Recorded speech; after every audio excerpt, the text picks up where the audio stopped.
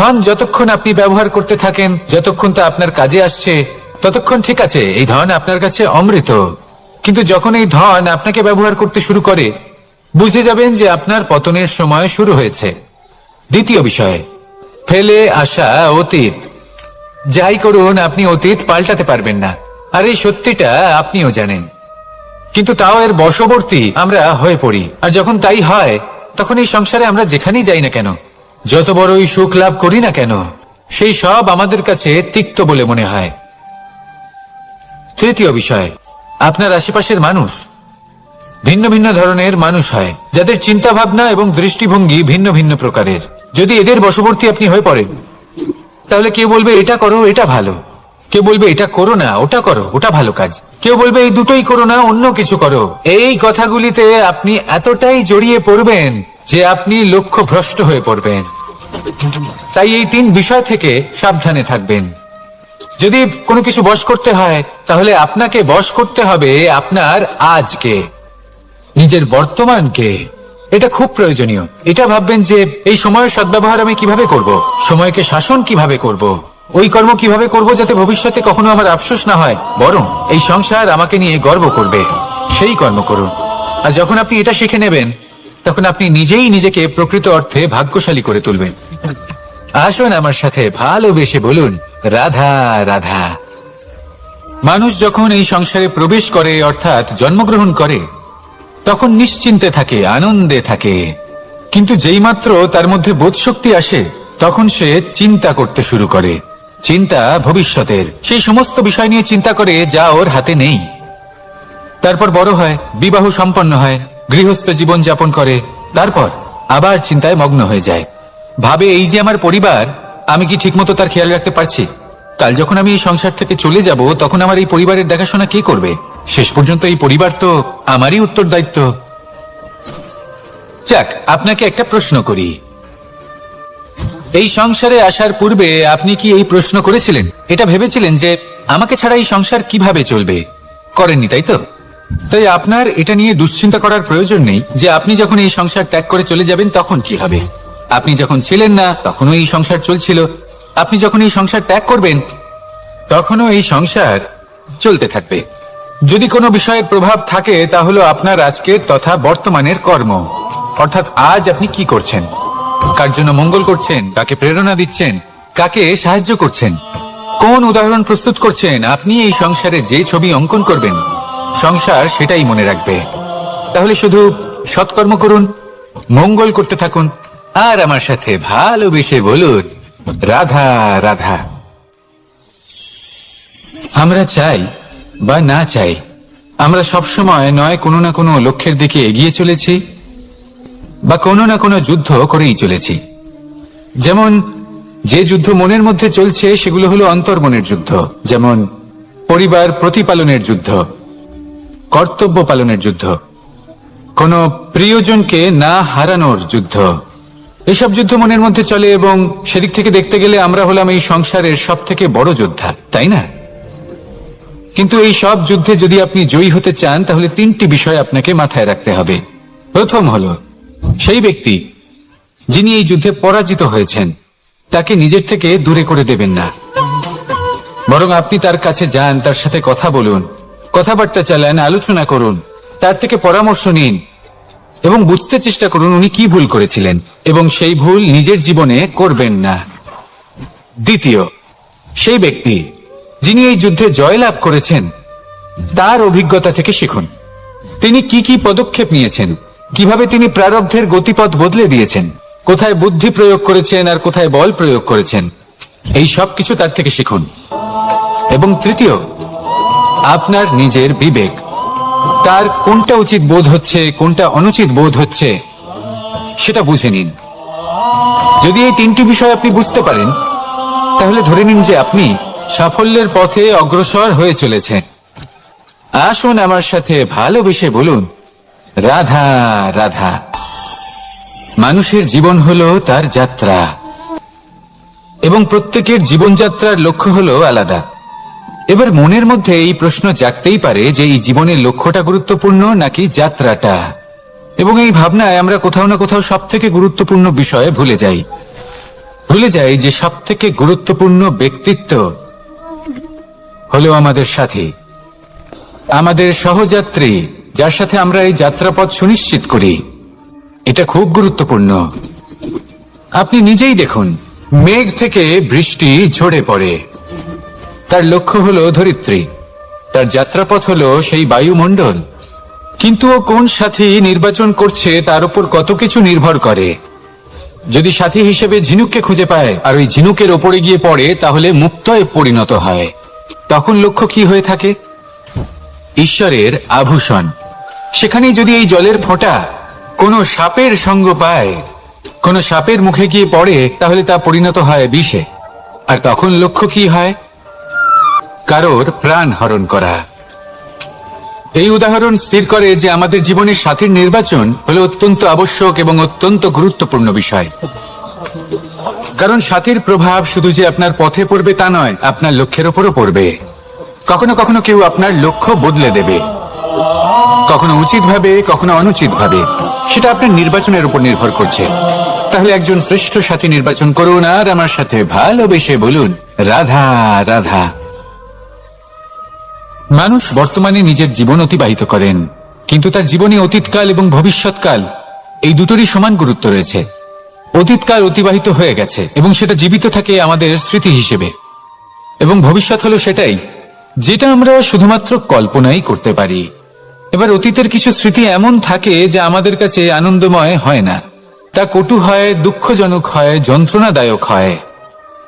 আমরা যা কিছুই করি তা বদলে ফেলতে পারবো না, কিন্তু ভবিষ্যৎকাল সেটা আমরা রচনা অবশ্যই করতে পারি, যদি আজ আমরা শ্রেষ্ঠ কর্ম করি। যদি আজকের এই দিনটা আমরা আনন্দের সাথে অতিবাহিত করি, সুখের সাথে অতিবাহিত করি, এক একটা মুহূর্ত আমরা আনন্দ এবং ভালোবাসার সাথে অতিবাহিত করি, আপনার আজকের এই কর্ম আপনার ভবিষ্যৎ নির্ধারণ করবে। আজ আপনি যেভাবে জীবন কাটাবেন তা ভবিষ্যতে গিয়ে অতীতকালে পরিণত হবে। আর তখন আপনি এমন স্মৃতি খুঁজে পাবেন যেখানে আপনি প্রত্যেকটি মুহূর্ত প্রেম এবং আনন্দের সাথে অতিবাহিত করেছেন, এবং সেই স্মৃতি মধুর হবে। তাহলে আজ শ্রেষ্ঠ এবং উচিত কর্ম করুন। আপনি নিশ্চিত রূপে একটি উজ্জ্বল, শুদ্ধ, পবিত্র এবং আনন্দময় ভবিষ্যৎ লাভ করবেন। আসুন আমার সাথে ভালোবেসে বলুন, রাধা রাধা। প্রত্যেক মানুষ নিজের জীবনে হীরক তথা হিরে এবং দর্পণ এই দুই দেখেছেন। এই দুই হলো সাদা এবং এরা দুজনেই আলোর প্রতিফলন ঘটায় এবং এরা দুজনেই উজ্জ্বল হয়ে ওঠে। আপনি হয়তো মনে মনে ভাবছেন যে এটা কি ধরনের তুলনা করছি। একটা হিরে তো রত্ন, তার মূল্য দর্পণের থেকে অনেক গুণ বেশি। কিন্তু হিরে থাকাতে দর্পণের মূল্য কিন্তু কোনো অংশে কমে যায় না, তাই না? মানুষ যখন হিরে নিজের হাতে নেয় তখন সবার আগে কি খোঁজে? দর্পণ, যাতে তার মধ্যে দিয়ে দেখে সে বুঝতে পারে যে সেই হিরে আদৌ তার শোভাবর্ধন করছে কিনা, তাকে ভালো দেখাচ্ছে কিনা, প্রসাধনের জন্য সেটা ব্যবহার করা ঠিক হবে কিনা। অর্থাৎ হীরের উপস্থিতিতে দর্পণের গুরুত্ব কম হলো না, দর্পণের কারণে হীরের মূল্য বোঝা গেল। আমাদের জীবনেও ঠিক এরকমই ঘটে। আপনারা যদি সংসারে নিজের আশেপাশে দেখেন, এমন অনেক মানুষ দেখতে পাবেন যারা নিজেদের ক্ষেত্রে মহান স্থানে পৌঁছেছেন, নিপুণ এবং শ্রেষ্ঠ হয়েছেন। আর তাদের মধ্যে আপনার নিজের মনে হয় যেন আপনি হলেন দর্পণ। নিজেকে ছোট মনে করবেন না। আপনার মূল্য কম হচ্ছে না, আপনার নিজস্ব মূল্য আছে। আর যদি আপনার অস্তিত্ব না থাকে, তাহলে ওনাদের অস্তিত্বের মূল্য সংসার বুঝতেই পারবে না। জীবনে সবসময় চেষ্টা করবেন যাতে আপনি আরো বেশি শ্রেষ্ঠ হয়ে উঠতে পারেন। আপনি নিজে যে স্থানে আছেন সেটাকে ছোট মনে করবেন না, তারও নিজস্ব একটা মূল্য আছে। যদি আপনি হিরে হয়ে থাকেন তাহলে অহংকার করবেন না, যদি আপনি দর্পণ হয়ে থাকেন তাহলে নিজেকে ছোট মনে করবেন না।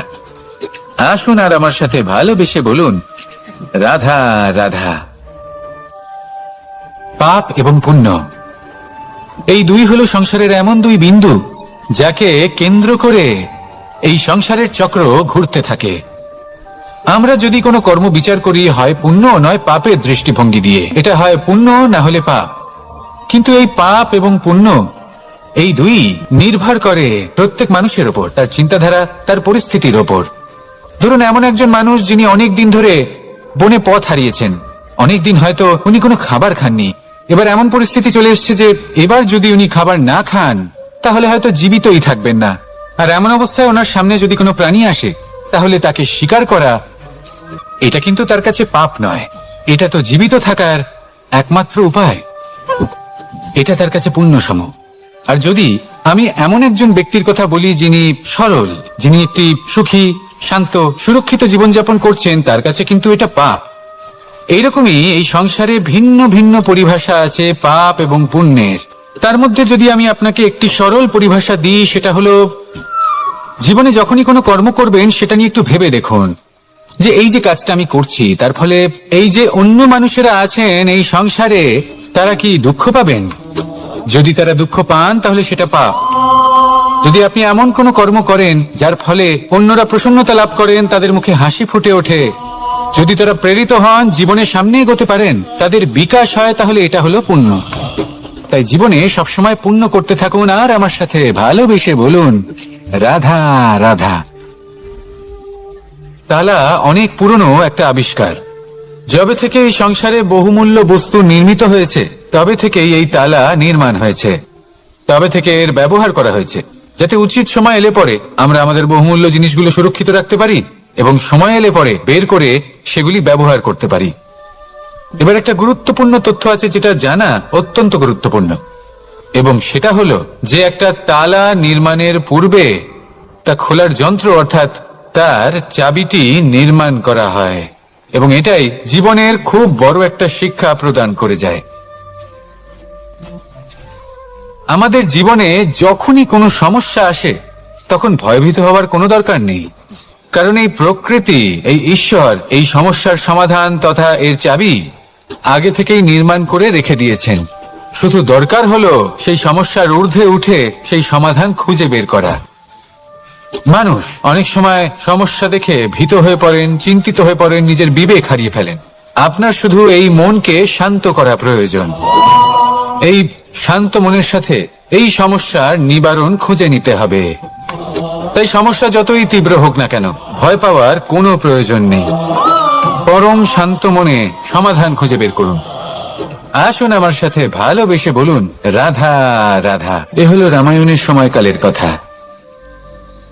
সেতু নির্মাণ করার কাজ চলছিল। সমস্ত বানর সেনা এই কাজে নিযুক্ত হয়েছিলেন। বড় বড় পাথর তুলে নিয়ে এই বানর সেনা সমুদ্রে ফেলছিলেন। এই কাজ চলছিল। এমন সময় ছোট্ট একটা কাঠবিড়ালি এলো। ছোট ছোট মাটির ডেলা হাতে নিয়ে সাগরের কাছে যাচ্ছিল আর বড় বড় পাথরের পাশে রেখে দিচ্ছিল, যথাসম্ভব সেখানে রেখে আসছিল। সারা দিন ধরে সে এই পরিশ্রম করেই যাচ্ছিল। এবার শ্রীরাম তার এই কাজ দেখতে পেলেন। সেই ছোট্ট কাঠবিড়ালিটিকে নিজের হাতে তুলে নিলেন এবং অত্যন্ত ভালোবেসে তার পিঠে হাত বুলিয়ে দিলেন। কথায় আছে যে কাঠবিড়ালির পিঠে যে দাগ আছে সেই 3টি দাগ এসেছে শ্রীরামচন্দ্রের 3 আঙুলের থেকে। যে কাজ আপনি করছেন তাতে সমস্ত শক্তি প্রয়োগ করুন, যতটা আপনার সামর্থ্য রয়েছে, যতটা আপনার প্রতিভা রয়েছে সম্পূর্ণভাবে উৎসর্গ করে দিন। ঠিক এমন ভাবে কর্ম করুন। সেই কাঠবিড়ালি কিন্তু তাই করেছিল। সেই জন্য শ্রীরামের সাথে সেও সেই কাহিনীতে অমর হয়ে গেছিল। সম্পূর্ণ শক্তি প্রয়োগ করুন, সম্পূর্ণ সামর্থ্যের সাথে কর্ম করুন, কারণ এটাই হলো শ্রেষ্ঠ পথ কোনো কর্ম করার। আসুন আমার সাথে ভালোবেসে বলুন রাধা রাধা। মানুষের জন্ম কখনো তার ভবিষ্যৎ নির্ধারণ করতে পারে না। হ্যাঁ, ওর জীবনযাত্রা অবশ্যই সুখময় হতে পারে। নির্ভর করে যে ও কোন পরিবারে জন্ম নিচ্ছে, তার পরিবার পরিজন কে হন, তার মাতা পিতা কে হন, তাকে কেমন শিক্ষা দেওয়া হয়েছে, কেমন ভাবে পালন করা হচ্ছে। সে কিন্তু কুপাত্রও হতে পারে, আবার সুপাত্রও হতে পারে। কিন্তু সে চলে যাওয়ার পর এই সংসার তাকে মনে রাখবে নাকি না, আর যদি মনেও রাখে তাহলে কিভাবে মনে রাখবে সেটা নির্ভর করছে তার কর্ম এবং তার নির্বাচনের উপর। ঠিক যেমন বর্ষার এই জলের ফোঁটা যখন মেঘ থেকে ঝরে পড়ে তখন তার এই নির্বাচন হলো গুরুত্বপূর্ণ, কারণ তার নির্বাচন তার উপর নির্ভর করছে তার ভবিষ্যৎ কেমন হবে। ঝিনুকের মুখে পড়লে মুক্ত হয়ে ওঠে, সাপের মুখে পড়লে বিষ, আর যদি কোনো পাতায় পড়ে তাহলে শিশিরে পরিণত হয়।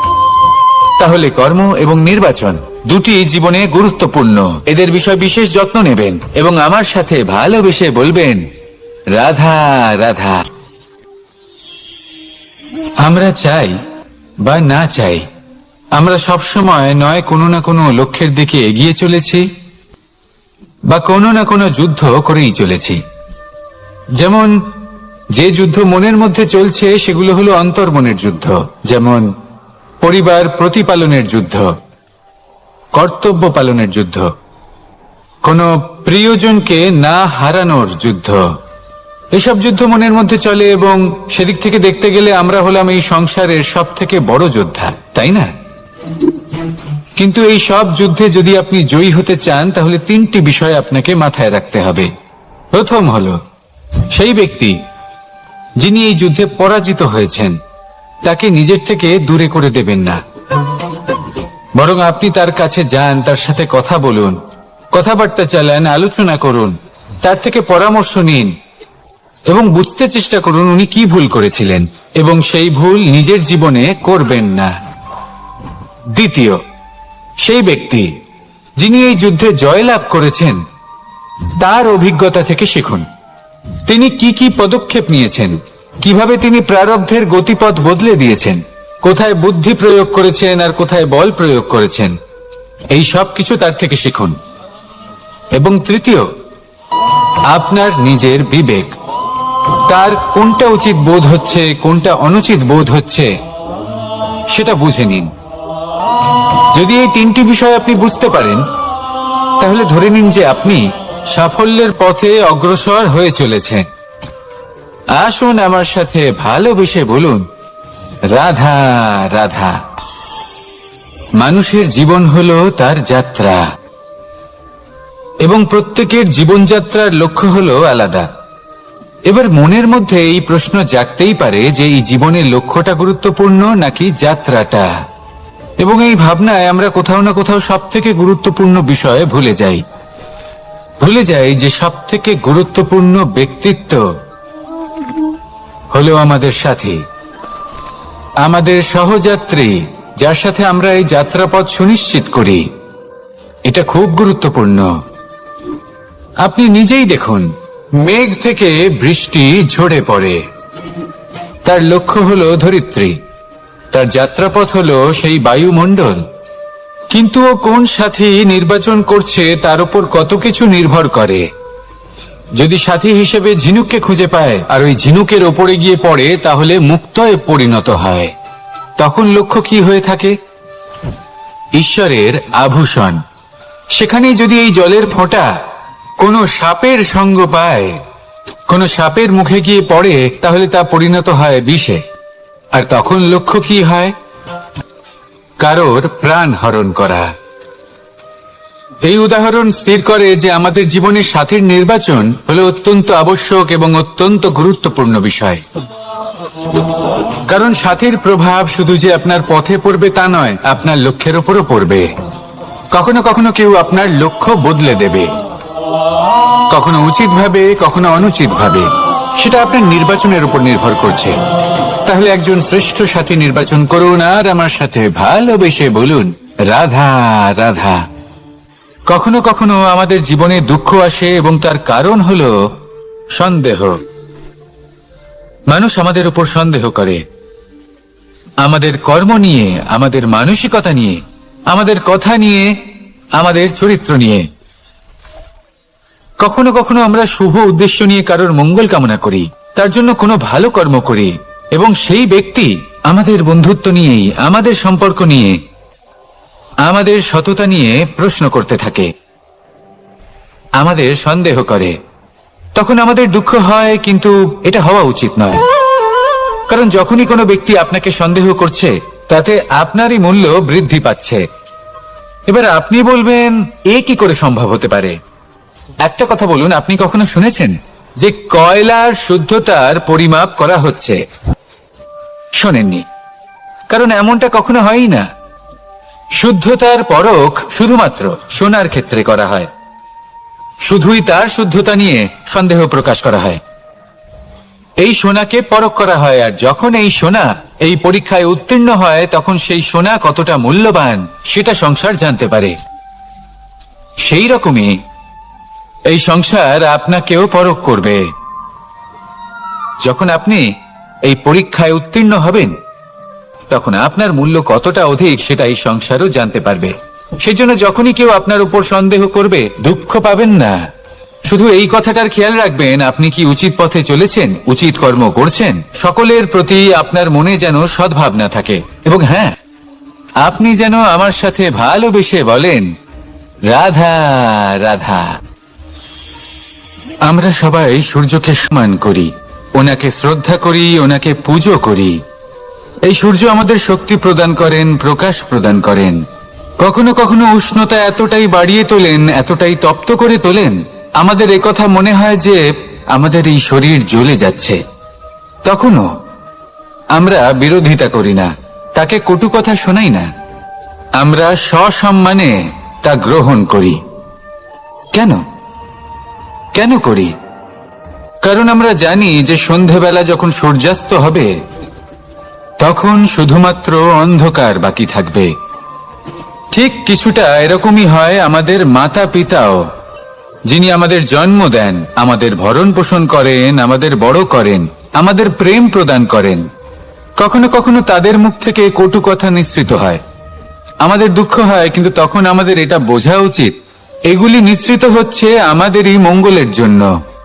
যেমন সূর্যদেব, উনিও উত্তাপ দিয়ে থাকেন আমাদেরই মঙ্গলের জন্য, যাতে ফসল পাকতে পারে, যাতে জল বাষ্প হয়ে মেঘ হতে পারে, বৃষ্টি হতে পারে, আর এই সংসারে নিরন্তর জলের প্রবাহ থাকে। আমাদের মাতা পিতা, তাদের কঠোর আচরণ, তাদের কঠোর অনুশাসনের পেছনে লুকিয়ে থাকে ওনাদের ভালোবাসা। আমাদের তা বুঝতে হবে, সসম্মানে ওনাদের গ্রহণ করতে হবে। কারণ ঠিক সূর্যাস্তের পরে যেমন চতুর্দিক অন্ধকারচ্ছন্ন হয়ে যায়, তেমনি আমাদের জীবন থেকে যখন আমাদের মাতা পিতা চলে যায় তখন আমাদের জীবনেও শুধু এবং শুধুমাত্র অন্ধকারই ছেয়ে থাকে।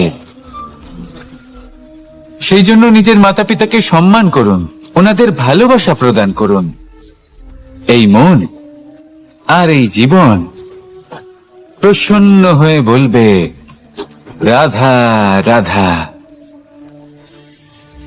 শিশিরের বিন্দু পাতার ওপর পড়ে আর তার গায়ে লেগে থাকে। পাতা তাকে শুষে নিতে পারে না, আর শেষ পর্যন্ত সে ঝরে পড়ে যায়। অন্যদিকে রয়েছে মেঘ এবং চাতক। এদের মধ্যে অনেক দূরত্ব থাকে। মেঘ থাকে আকাশে আর চাতক থাকে ধরিত্রীতে। কিন্তু যখন এই মেঘ থেকে বৃষ্টি ঝরে পড়ে, এই চাতক কিন্তু সেই জলই পান করে, নয়তো সে তৃষ্ণার্ত থেকে যায়। এবার অন্যদিকে দেখলাম শিশির বিন্দু আর পাতার এই সম্পর্ক। এরা খুব কাছাকাছি থাকে, ঘনিষ্ঠও থাকে।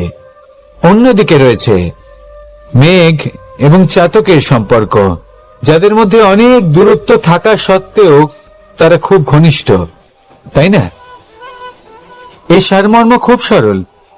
এই নৈকট্য, এই দূরত্ব, তা আপনার সম্পর্কে প্রভাব কিছুতেই ফেলতে পারে না। এই নৈকট্য, এই দূরত্ব, এসব হলো শুধুমাত্র মনের ব্যাপার।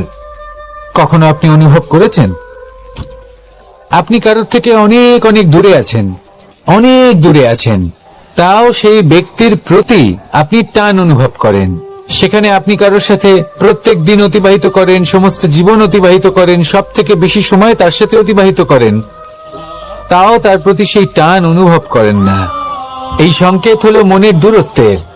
তাহলে মনের এই দূরত্ব দূর করুন আর আমার সাথে ভালোবেসে বলুন, রাধা রাধা। পাখি কখন জন্ম নেয়, কখন উড়তে শেখে, কখন বাসা বানাতে শেখে, কখন নিজের মৃত্যু লাভ করে, এসব আমাদের মধ্যে কেউ জানি না। কিন্তু পাখি একটা কথা খুব ভালো করে জানে, যে এই সংসারে যা কিছুই করুক না কেন, এই সংসারে ওকে নিয়ে কিচ্ছু যায় আসে না। এবার আমরা কি করি? কোনো কাজ করার আগে আমরা এটা ভাবি যে এই সংসার যদি আমাকে দেখে ফেলে তাহলে কে জানে এই সংসার কি ভাববে, আমার প্রতিচ্ছবি কেমন তৈরি হবে কে জানে, কে জানে কি হবে আদি ইত্যাদি। এই সব ভাবনায় আমরা মগ্ন হয়ে যাই। কিছুটা এমন ভাবে মগ্ন হই যে বর্তমানের কর্মের এই জীবনের যাত্রাপথে সেই সময়ের আনন্দ উপভোগ করতে ভুলে যায়। এবার দেখুন একটা পাখি কি করে। ওর কর্ম হলো গান গেয়ে চলা। ওই পাখি গেয়ে চলে, কেউ ওর গান শুনুক বা না শুনুক, কেউ আদৌ শুনছে কিনা সেই বিষয়টা নিয়ে সেই পাখির কিছুই যায় আসে না। সেই পাখি নিজের কর্ম করতে থাকে। হয়তো সেই জন্যই আপনি কখনো কোনো পাখিকে কাঁদতে দেখবেন না। এরকমই আপনাকে নিজেকে গড়ে তুলতে হবে। প্রথমে নিজেকে জিজ্ঞেস করুন, এই যে কর্ম আমি করতে চলেছি সেটা কি উচিত? যদি আপনার মনে হয় সেটা উচিত, তাহলে সেটা প্রমাণ করুন। এটা ভাববেন না যে এই সংসার কি ভাববে। আসুন আর আমার সাথে ভালোবেসে বলুন, রাধা রাধা। আজ আমি আপনাকে একটা ছোট্ট কাহিনী শোনাবো। এটা কোনো এক সময়ের কথা। দুজন বোন জাঁতাকলে গম পেশাই করছিলেন, আর ওনাদের মধ্যে যিনি ছোট ছিলেন তিনি সময় সময় সেখান থেকে ছোট ছোট দানা তুলে খাচ্ছিলেন এবং বিষয়টা উপভোগ করছিলেন। এবার দেখতে দেখতে গম পেশাই সমাপ্ত হলো। এবার পেশাই করা গম নিয়ে সেই দুজন বোন বাড়ি ফিরে আসছিলেন এবং তাদের ফেরার পথে হঠাৎ করে কোথাও থেকে একটি বাছুর চলে এলো। এই দুই বোন ভয়ভীত হয়ে গেলেন আর তাদের হাত থেকে সেই আটা পড়ে গেল, মাটিতে মিশে গেল। এবার এই পুরো ঘটনাক্রমে যদি কারোর বিন্দুমাত্র লাভ হয়ে থাকে, বিন্দুমাত্র আনন্দ পেয়ে থাকে, তাহলে সে কে? সেই ছোট বোন, যিনি মাঝে মাঝেই গমের দানা তুলছিলেন এবং খাচ্ছিলেন। কিছুটা হলেও উনি আনন্দ লাভ করেছিলেন। এবার এরকমই হলো আমাদের জীবনে ভক্তি এবং ভালোবাসা সংক্রান্ত বিষয়। মানুষ নিজের জীবনের দৈনিক কাজে এতটাই ব্যস্ত হয়ে পড়েন, প্রত্যেকদিন শুধু কাজ কাজ কাজ কাজ করতে থাকেন, আর তাতে ভক্তি এবং ভালোবাসার জন্য সময় বার করতেই পারেন না। দেখুন, জীবনে ভক্তি আর প্রেমের এই যে ছোট ছোট মুহূর্ত আছে, এগুলো যদি আপনি যাপন করতে পারেন তাহলে তাতেই আপনি তৃপ্তি লাভ করবেন। বাকি সবই আপনার ব্যর্থ বলেই মনে হবে। জীবনে যখনই আপনি কোনো কাজ করবেন, ঈশ্বরের প্রতি সমর্পিত হয়ে সেই কাজ করুন। আর যখনই সময় পাবেন, তাহলে সেই সময় নিজের আপনজনদের দিন, যাদের আপনি ভালোবাসেন। তাদের প্রতি যত্নবান হন, তাদের শুভাকাঙ্ক্ষী হন। এই প্রেম আর ভক্তির ছোট ছোট মুহূর্তগুলো আপনার জীবনকে চরিতার্থ করে তুলবে। আসুন আমার সাথে ভালোবেসে বলুন, রাধা রাধা। জীবনে তিনটি বিষয় আছে, তিনটি বস্তু আছে, তারা যেন আপনাকে কখনো বশে না করে নিতে পারে। প্রথম হলো ধন। ধন যতক্ষণ আপনি ব্যবহার করতে থাকেন, যতক্ষণ তা আপনার কাজে আসছে, ততক্ষণ ঠিক আছে, এই ধন আপনার কাছে অমৃত। কিন্তু যখন এই ধন আপনাকে ব্যবহার করতে শুরু করে, বুঝে যাবেন যে আপনার পতনের সময় শুরু হয়েছে। দ্বিতীয় বিষয়, ফেলে আসা অতীত। যাই করুন, আপনি অতীত পাল্টাতে পারবেন না, আর এই সত্যিটা আপনিও জানেন। কিন্তু তাও এর বশবর্তী আমরা হয়ে পড়ি। আর যখন তাই হয়, তখন এই সংসারে আমরা যেখানেই যাই না কেন, যত বড়ই সুখ লাভ করি না কেন, সেই সব আমাদের কাছে তিক্ত বলে মনে হয়। তৃতীয় বিষয়, আপনার আশেপাশের মানুষ ভিন্ন ভিন্ন ধরনের মানুষ হয়, যাদের চিন্তা ভাবনা এবং দৃষ্টিভঙ্গি ভিন্ন ভিন্ন প্রকারের। যদি এদের বশবর্তী আপনি হয়ে পড়েন, তাহলে কেউ বলবে এটা করো, এটা ভালো।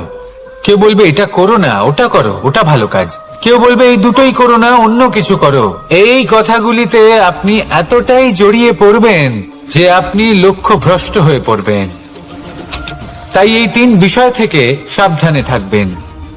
যদি কোনো কিছু বশ করতে হয়, তাহলে আপনাকে বশ করতে হবে আপনার আজকে, নিজের বর্তমানকে। এটা খুব প্রয়োজনীয়। এটা ভাববেন যে এই সময়ের সদ্ব্যবহার আমি কিভাবে করব, সময়কে শাসন কিভাবে করব, ওই কর্ম কিভাবে করব যাতে ভবিষ্যতে কখনো আমার আফসোস না হয়, বরং এই সংসার আমাকে নিয়ে গর্ব করবে, সেই কর্ম করুন। আর যখন আপনি এটা শিখে নেবেন, তখন আপনি নিজেই নিজেকে প্রকৃত অর্থে ভাগ্যশালী করে তুলবেন। আসুন আমার সাথে ভালোবেসে বলুন, রাধা রাধা। মানুষ যখন এই সংসারে প্রবেশ করে, অর্থাৎ জন্মগ্রহণ করে, তখন নিশ্চিন্তে থাকে, আনন্দে থাকে। কিন্তু যেই মাত্র তার মধ্যে বোধশক্তি আসে, তখন সে চিন্তা করতে শুরু করে। চিন্তা ভবিষ্যতের, সেই সমস্ত বিষয় নিয়ে চিন্তা করে যা ওর হাতে নেই। তারপর বড় হয়, বিবাহ সম্পন্ন হয়, গৃহস্থ জীবন যাপন করে, তারপর আবার চিন্তায় মগ্ন হয়ে যায়। ভাবে, এই যে আমার পরিবার, আমি কি ঠিকমতো তার খেয়াল রাখতে পারছি? কাল যখন আমি এই সংসার থেকে চলে যাব, তখন আমার এই পরিবারের দেখাশোনা কে করবে? শেষ পর্যন্ত এই পরিবার তো আমারই উত্তরদায়িত্ব। যাক, আপনাকে একটা প্রশ্ন করি। এই সংসারে আসার পূর্বে আপনি কি এই প্রশ্ন করেছিলেন, এটা ভেবেছিলেন যে আমাকে ছাড়া এই সংসার কিভাবে চলবে? করেননি, তাই তো? তাই আপনার এটা নিয়ে দুশ্চিন্তা করার প্রয়োজন নেই যে আপনি যখন এই সংসার ত্যাগ করে চলে যাবেন তখন কি হবে। আপনি যখন ছিলেন না তখনও এই সংসার চলছিল, আপনি যখন এই সংসার ত্যাগ করবেন তখনও এই সংসার চলতে থাকবে। যদি কোনো বিষয়ের প্রভাব থাকে তা হলো আপনার আজকের তথা বর্তমানের কর্ম, অর্থাৎ আজ আপনি কি করছেন, কার জন্য মঙ্গল করছেন, কাকে প্রেরণা দিচ্ছেন, কাকে সাহায্য করছেন, কোন উদাহরণ প্রস্তুত করছেন। আপনি এই সংসারে যে ছবি অঙ্কন করবেন, সংসার সেটাই মনে রাখবে। তাহলে শুধু সৎকর্ম করুন, মঙ্গল করতে থাকুন, আর আমার সাথে ভালোবেসে বলুন রাধা রাধা।